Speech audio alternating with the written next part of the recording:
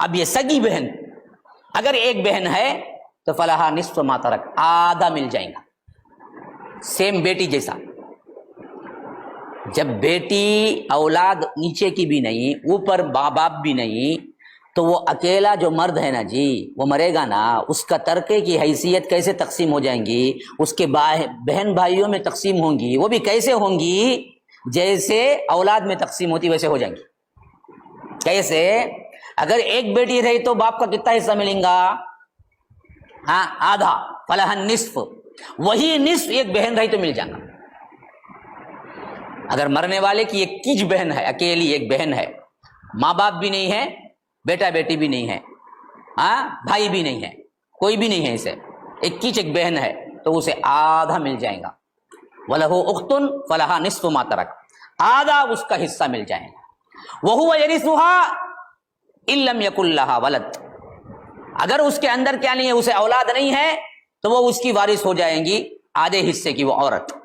اب اس چیز سے سوچ لیجئے، عورت رہی تو آدھا حصہ ملے گا، یعنی اسے بیٹے بھی نہیں، اسے اولاد بھی نہیں، اسے ماں باپ بھی نہیں، اسے آ کر بھائی بھی نہیں، ایک اکیلی بہن رہی تو کتنا ملے گا اسے؟ آدھا۔ تو بھائی رہا تو پورا، اکیلا ایک بھائی ہے، کون بھی نہیں اسے، تو اسے پورا مل جائے گا۔ تو اس لیے فرمایا وَهُوَ يَرِثُهَا إِن لَّمْ يَكُن لَّهَا وَلَدٌ، کلالہ والی عورت ہو تو اس کا بھائی اس کا وارث ہو جائے گا پورا پورا، ڈبل نہیں۔ عورت رہے تو آدھا ملا، بہن رہی تو بھائی رہے تو بھائی رہا تو پورا مل جائیں گے۔ وَهُوَ يَرِثُهَا إِن لَّمْ يَكُن لَّهَا وَلَدٌ، یعنی یہاں پر اب مراد کو ہے کون ہے؟ ان دو ٹکڑوں میں، آیت کے ان دو ٹکڑوں میں کون ہے مراد؟ مرنے والی عورت ہے،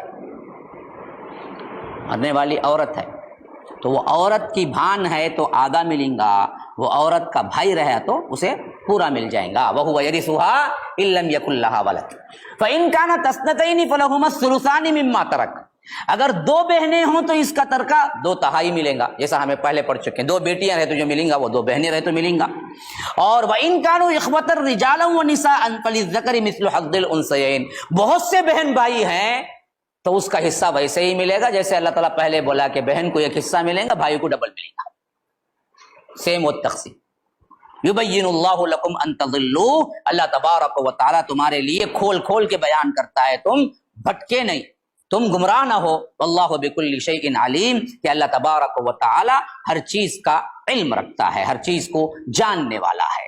الحمدللہ، یہاں سورہ نساء مکمل ہوئی۔ یہ سورہ مائدہ مدنی ہے اور اس میں 120 آیتیں اور 16 رکوعات ہیں۔ بسم اللہ الرحمن الرحیم، اللہ کے نام کے ساتھ شروع جو بڑا مہربان نہایت رحم والا ہے۔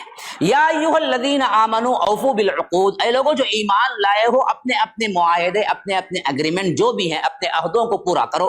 احلت لکم، تمہارے لیے حلال کر دیا گیا ہے، بہیمۃ الانعام، مویشی قسم کے تمام جانور، الا ما یتلی علیکم، سوائے وہ جو تمہارے پاس پڑھ کر سنا دیا گیا ہے، غیر محل الصید وانتم حرم، البتہ حالت ہے احرام میں ہو تو تم ان حلال جانوروں کا بھی شکار نہیں کر سکتے۔ ان اللہ یحکم ما یرید، اللہ تبارک و تعالی جو چاہتا ہے وہ حکم دیتا ہے تم کو، اللہ پر کوئی کیا ہے قانون نہیں ڈال سکتا۔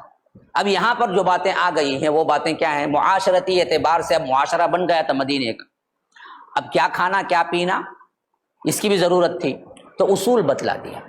پہلا اصول کیا؟ دیکھو معاہدے کی پوری اگریمنٹ ہو، وعدہ ہو، وعدہ خلافی نہ کرو، کیونکہ اس زمانے میں نے بتایا تھا نا، مدینہ جانے کے بعد بہت سے لوگوں سے معاہدے ہوئے تھے، تو پہلی چیز تو یہ بتا دیا کہ معاہدوں کی پابندی کرو، خواہ وہ مسلمان ہو خواہ وہ غیر مسلم ہو، معاہدہ ہوتا ہے، نہیں تو کیا بھائی غیر مسلم سے اتنا کرا دھوکہ دے ڈالتا ہوں، نہیں چلتا، سب سے کرو۔ اس کے بعد بتلایا کہ دیکھو تم پر سب حلال، بہیمۃ الانعام، مویشی قسم کے جو بھی ہیں، تو اس میں پہلی چیز آ گئی خونخوار قسم کے، یا آ کر وہ درندے جو کیا ہیں گوشت کھاتے ہیں وہ سب حرام، گھاس چرتے ہیں وہ حلال، بہیمۃ الانعام، مویشی قسم کے تو جو گھاس چرتے ہیں، بیل، بکرا، اونٹ۔ ابھی کیا ہاں ہرن یہ ہرن بول کو اٹکا تھی، اور دوسرے بھی جو بھی آپ دیکھتے ہیں جو دراصل کیا ہے، گھاس چرتے ہیں، جو کوشنی سے پکڑ کے کھاتا ہے، وہ جانور جو کوشلیوں سے شکار کرتا ہے نا جی، اور گوشت کو، وہ حرام پورے، شیر، چیتا، بلی، ہاں یہ سب جو گھاس کھاتا ہے یا جو منہ سے کھاتا ہے وہ جانور سب کیا ہے، حلال ہے۔ خرگوش بڑے مزے کا رہتا، کہتے نہیں کھایا آپ تک،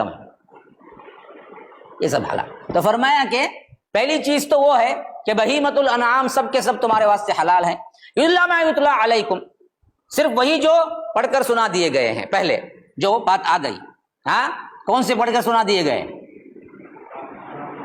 حرام، انما حرم، اب نیچے بھی آئے گا۔ اچھا، اس کے بعد ایک اور اصول یہ بتا دیا کہ ان کو شکار کر کے بھی کھا سکتے ہیں، جو شکاری جانور ہیں، حلال جانور ہیں، ان کا شکار کر کے کھا سکتے ہیں، فری میں ملے، اللہ تعالیٰ دیا بول کے، لیکن احرام کی حالت میں ہو، کیونکہ حج کے سفر لمبے ہوتے تھے وہ زمانے میں، گھوڑوں پہ ہوتے تھے، تو ان کو بھی کیا ہے، ضرورت پر شکار کر کے ہی کھانا پڑتا تھا، تو اللہ نے ان کو حرام کر دیا۔ اگر احرام کی حالت میں ہے تو شکار نہیں کرنا، ان پر حرام ہے، غیر محل الصید وانتم حرم، ان اللہ یحکم ما یرید، کہ اللہ تبارک و تعالی جو بھی چاہتا ہے وہ حکم دیتا ہے۔ یا ایھا الذین آمنوا، اے لوگوں جو ایمان لائے ہو، لا تحلوا شعائر اللہ، دیکھو اللہ کے شاعر جو ہیں، اللہ تبارک و تعالی نے جو نشانیاں اسلام کی مقرر کی ہیں، ان پر دراصل بے ادبی یا گری ہوئی حرکت یا آ کر ان کو توڑنا دراصل کیا ہے، تم پر حلال نہیں ہے۔ ولا الشہر الحرام، اور انہی اللہ کی نشانیوں میں یہ شہر حرام بھی ہیں، حرام مہینے کون سے، ذی القعدہ، ذی الحج، محرم اور رجب، ان میں بھی لڑائی جھگڑے کرنا نہیں ہے۔ ولا الہدی، اور ہدی کے جانور، یعنی پہلے زمانے میں کیا ہوتا تھا، اگر کوئی حج کو جاتا تو اپنا جانور ساتھ لے کے جاتا تھا، کیونکہ وہاں نہیں ملتے نا، تو وہ سفر میں پورا وہ جانور ساتھ رہتا تھا۔ اب کوئی کیا کرا، ظلمن وہ جانور کو اٹھا لیا، ڈاکہ ڈال دیا، تو دیکھو وہ شاعر ہے، وہ اللہ کے حرم کے لیے جا رہے ہیں، بیت اللہ کے لیے جا رہے ہیں، وہ بھی ایک نشانی ہے، ان کا احترام کرنا بھی ضروری ہے۔ ولا القلائد، اور جن کو پٹا ڈالا گیا ہے، یعنی کیا کرتے تھے اس زمانے میں، اب دور دراز کا سفر ہے، اب کبھی کبھی کیا ہوتا، جانور کو چرنے بھی بھیجنا پڑتا، اب جہاں جہاں وہ چرنے گیا اس کے پیچھے پیچھے تو نہیں جا سکتے نا، اس واسطے نشانی کے طور پر ایک گلے میں کیا کرتے تھے کہ یہ دراصل حرم کا جانور ہے، یہ ہدی کا جانور ہے، نشانی کے طور پر ایک پٹا ڈالتے۔ تو اب کوئی بھی انسان دیکھتا کہ ارے کیا ہے بھائی، یہ وہ جانور ہے جو حرم کو جا رہا ہے، تو اسے چھیڑتا نہیں۔ تو دیکھو کہا کہ یہ بھی شاعر میں سے ہے، ولا القلائد۔ اور ایک بات نوٹ کر لیجئے، اسی سے تقلید بھی نکلا ہے۔ ہاں، تقلید کا جو لفظ نکلا ہے نا، ہم بولتے نا ہمیں مقلد بھائی فلاں کے، اور ہم کو چھوڑاتے نا تمہیں غیر مقلد۔ اب دراصل آپ ہی سمجھو، مقلد ہونا اچھا ہے یا غیر مقلد؟ پٹا ڈال کو زندگی گزارنا اچھا ہے، نہیں پٹے کے بغیر؟ اور پٹا کسے ڈالتے ہیں؟ کتے کو ڈالتے ہیں۔ کتا اچھا، انسان اچھا؟ ہاں، اب تمہاری نظر میں کتا اچھا ہے تو ڈال لے، وہ کون روکیا تم نا؟ ہماری گردنوں میں پٹا ہے، وہ ہے اللہ اور اس کے رسول کا پٹا۔ ہم شریعت کے پابند تو ہیں، لیکن کسی بھی امام کے لیے کیا ہے، اللہ کے رسول صلی اللہ علیہ وسلم سے آگے ہم نہیں بڑھاتے۔ تو فرمایا کہ وہی جو گردنوں میں قلائد ڈالے ہوئے ہیں وہ بھی شاعر اسلام میں سے ہیں، ان کو بھی مت چھوڑو، مت چھیڑو۔ ولا آمین البیت الحرام، اور ان لوگوں سے بھی تعرض نہ کرو جو کہ ارادہ کیے ہوئے ہیں مسجد حرام کی طرف جانے کا، یعنی حج و عمرہ کو جانے والے حجاج اور معتمرین جو ہیں، حجاج اور معتمرین کو عزت کی نگاہ سے دیکھو، ان کو چھیڑو مت، کیونکہ وہ نشانی ہے، وہ شاعر ہیں۔ وہ اس واسطے تو وہ کیا کرتا، بڑے سے بڑا پیسے والا رہا تو بھی اپنا لباس پھینک کے کیا کرتا ہے، انہیں یہ ایک لباس سے تو ٹکڑے کر کے ایک نیچے تہبند ایک اوپر ڈالتا ہے، تو گویا کہ وہ شاعر ہیں۔ تو حجاج کے ساتھ بے ادبی نہ کرو جو بھی جا رہے، کیونکہ اس زمانے میں تو فلیٹ میں نہیں تھا نا جی، ہاں بیٹھے ہیں اتر کے، لمبے لمبے سفر ہوتے تھے، ایک ایک مہینے کے، دو دو مہینے کے سفر ہوتے تھے۔ اب اس میں کوئی ڈاکو بھی مل گیا، کوئی بد تہذیب آدمی بھی مل گیا، کوئی ظالم بھی مل گیا، ان سب کو گیا کہ اللہ تبارک بتا رہا ہے، دیکھو دیکھو دیکھو تم ظالم ہو، لیکن اتنے ظالم نہ بنو کہ حجاج اور معتمرین کو ستانا شروع کر دو۔ یہ سب اللہ کی نشانیوں میں سے ہیں۔ تو فرمایا کہ ولا آمین البیت الحرام، کیوں؟